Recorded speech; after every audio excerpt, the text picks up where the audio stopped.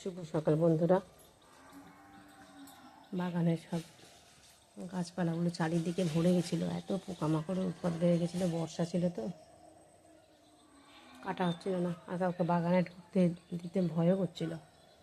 পোকামাকড় সাপটা থাকে তো, আমাদের এখানে খুব সাপের উৎপাত। অনেক গাছ ছিল, প্রচুর গাছ ছিল, একদম পরিষ্কার করা হলো। আমার কুমড়ো গাছটা বেশ সুন্দর বেড়েছে,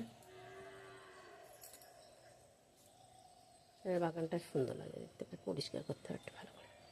বাড়ি বসে আছে আমার বাড়ি শোনা লক্ষ্মী বাবা। আমার বন্ধুরা অবশ্য চলে এসেছে।